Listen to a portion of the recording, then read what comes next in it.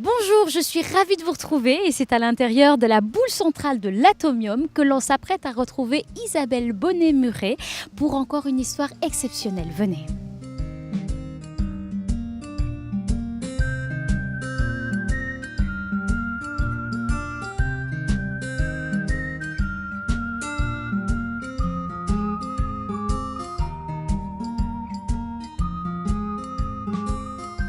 Bonjour Isabelle.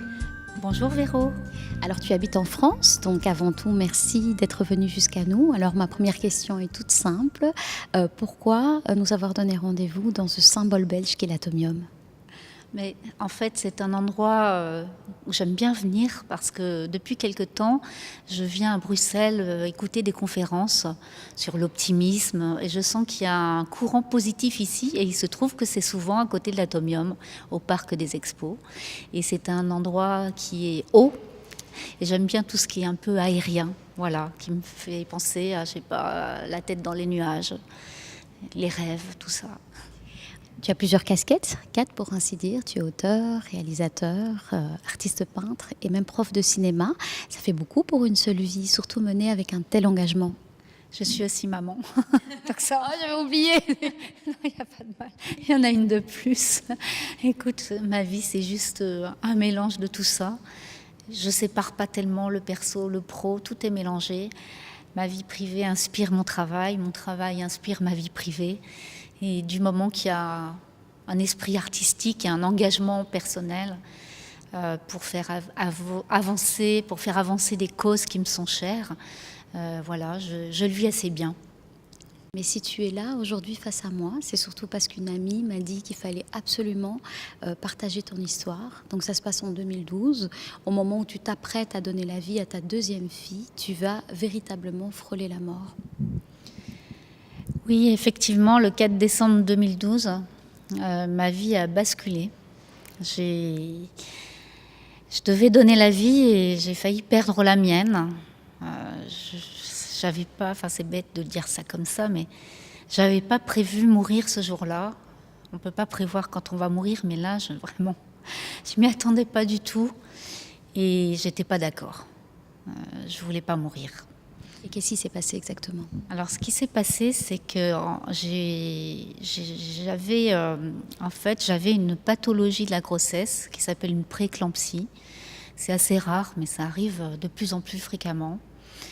C'est le placenta du bébé qui est mal accroché et pour compenser, il puise dans l'organisme de la maman, dans le foie, les reins. Et la tension artérielle s'accélère. Et je suis allée accoucher avec 21 de tension, donc c'est une urgence vitale. Et après, en accouchant, j'ai fait un infarctus du placenta.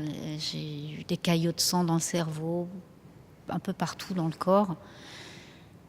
Une hémorragie, enfin quelque chose de grave où j'avais plus de chances d'y rester que de survivre. Et ta sœur, qui est également sage-femme, donc tout à fait consciente de ce que tu vivais ce soir-là, va t'envoyer un SMS disant « Je t'aime », SMS auquel tu décideras de ne pas répondre. J'avais l'impression que si je répondais « moi aussi je t'aime », que ça voulait dire que j'allais mourir. Pour moi, son texto, c'était juste pour me prévenir que c'était peut-être la fin. Et je me suis dit, si je réponds, je vais mourir. Donc je n'ai pas répondu.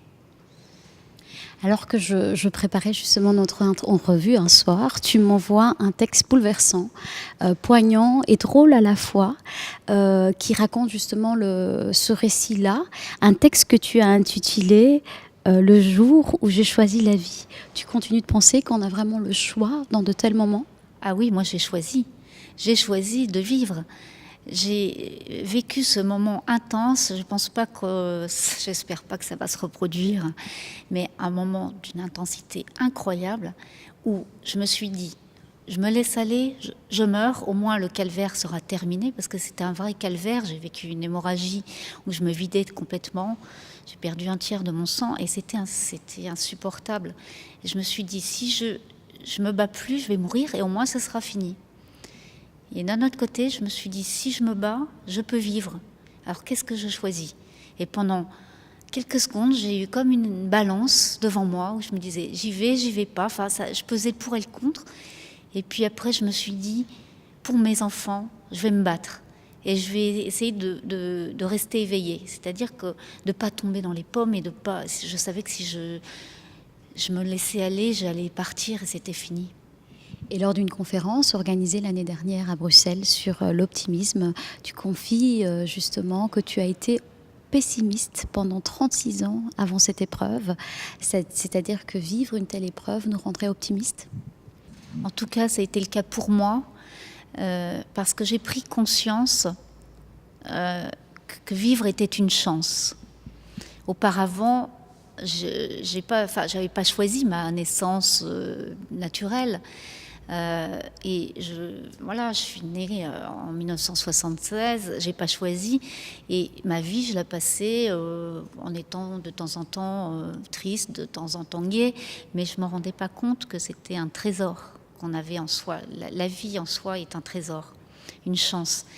Et je passais beaucoup de temps à me gâcher la vie, à me préoccuper de choses futiles et à pas être heureuse en fait. Et en vivant cette épreuve, j'ai choisi de vivre. À un moment donné, j'aurais pu mourir, me laisser aller, et j'ai dit non, j'ai pas envie de mourir, en tout cas pas aujourd'hui. Et du coup, pour moi, c'est naturel d'être optimiste parce que je suis là, si je l'ai choisi, c'est que du bonheur maintenant. Il n'y a plus de place pour gâcher la chance d'être en vie. On sent évidemment que cet événement t'a transformé. Qu'est-ce que ça a changé concrètement dans ta vie? Dans ma vie, ça a tout changé. J'ai découvert en moi une force que j'ignorais. J'avais réussi à vaincre la mort que je me sentais invincible. Et tout était possible.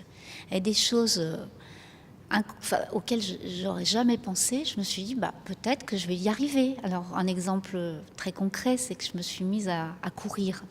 Au départ, c'est pas du tout par plaisir, c'est que les médecins m'ont dit, votre traitement médical contre l'hypertension, c'est le sport, 1h30 par semaine. Et j'ai choisi de courir, c'est ce que je détestais le moins. Et j'ai commencé 5 minutes. C'était horrible. 10 minutes, voilà, au secours. Et puis à force, j'ai continué, marche par marche.